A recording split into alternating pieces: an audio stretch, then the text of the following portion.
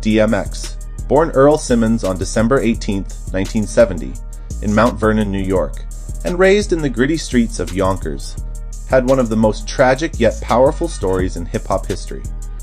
His upbringing was marred by pain and survival.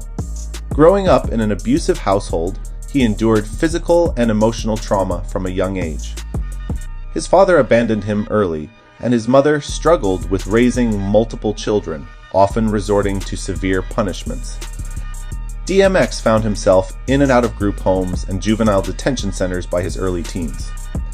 He battled homelessness, hunger, and mental health challenges, many of which would later be laid bare in his music.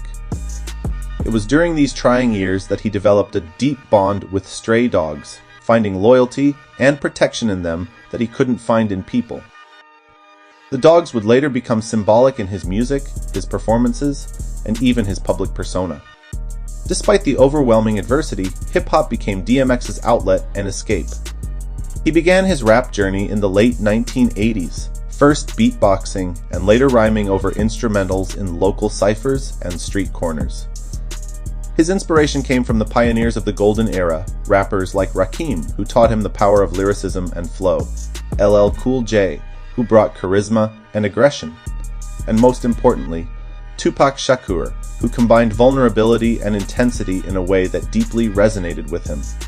DMX admired Tupac's rawness and ability to speak his truth, unfiltered and unafraid, something he strived to do in his own music. It was this deep emotional connection that shaped the artist he would become, one who never shied away from pain, struggle, or redemption.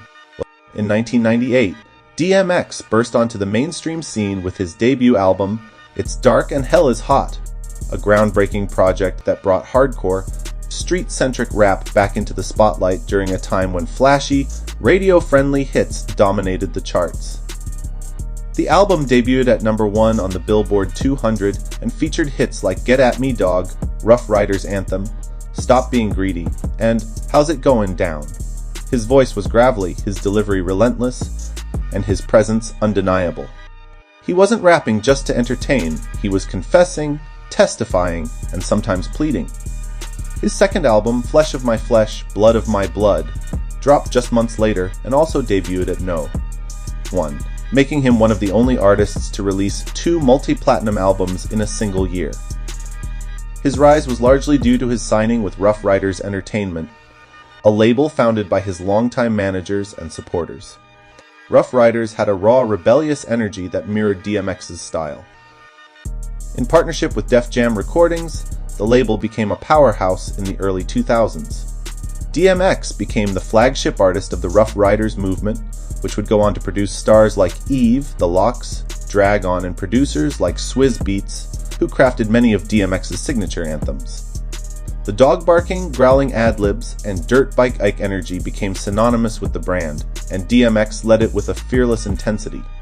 However, with fame came friction. DMX's career was laced with industry feuds and rivalries. His most publicized beef was with Ja Rule, who was often accused of copying DMX's style, particularly his raspy voice and emotional delivery. The tension between them lasted for years and spilled into various interviews and diss tracks. DMX also had friction with Jay-Z, particularly during Jay's tenure as president of Def Jam. DMX felt that he was being pushed aside and not given the respect or support he deserved, especially after carrying the label during its transition years. These feuds weren't just about music, they reflected deeper frustrations about betrayal, loyalty, and power in an industry that DMX often felt used him more than it helped him.